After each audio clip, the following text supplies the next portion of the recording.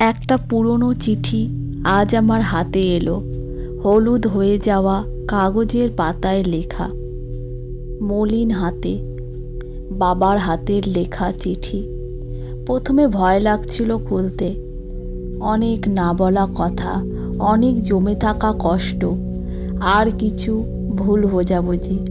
হয়তো সেই সবই লেখা আছে চিঠির মধ্যে।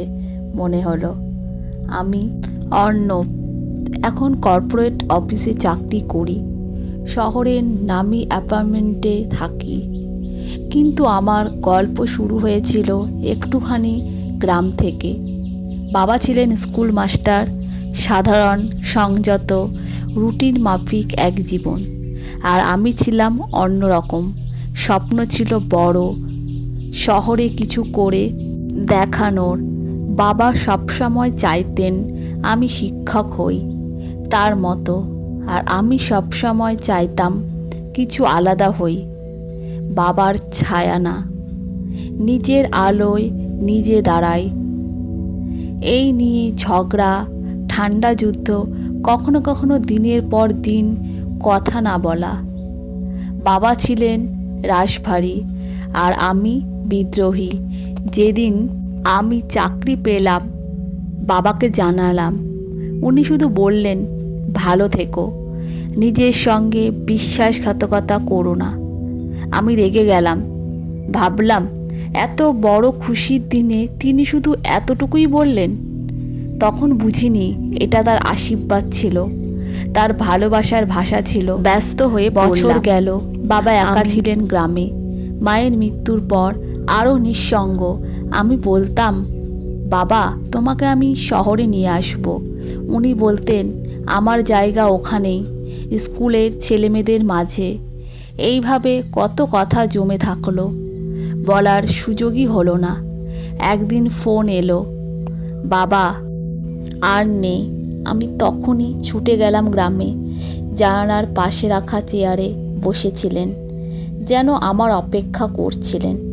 পাশেই একটা চিঠি, আমার নামে লেখা। সেই চিঠিটাই আজ খুলে পড়ছি। অর্ণব, তোকে নিয়ে আমি কখনো রাগ করিনি। তোর স্বপ্ন ছিল আলাদা, সেটা বুঝতাম, কিন্তু তুই ভুল বুঝেছিস। আমি তোকে আটকে রাখতে চাইনি, শুধু চাইতাম তুই নিজের মনটাকে হারিয়ে ফেলিস না, তোর শিকড় ভুলে যাস না। তুই বড় হচ্ছিস, এটা দেখে আমি গর্বিত ছিলাম, কিন্তু বলিনি কখনো। জানি বলা হয়নি অনেক কিছুই।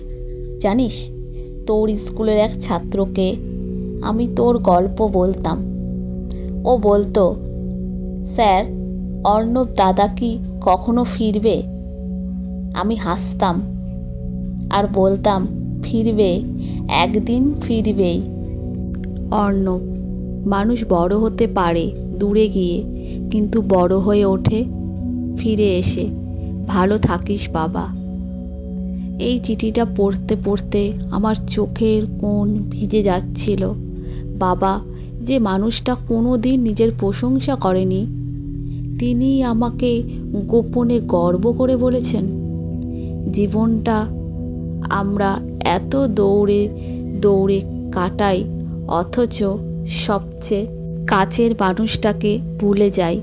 আমি এখন বুঝি, বাবা কখনো আমায় থামাতে চাননি, শুধু চেয়েছিলেন আমি পথ হারিয়ে না ফেলি।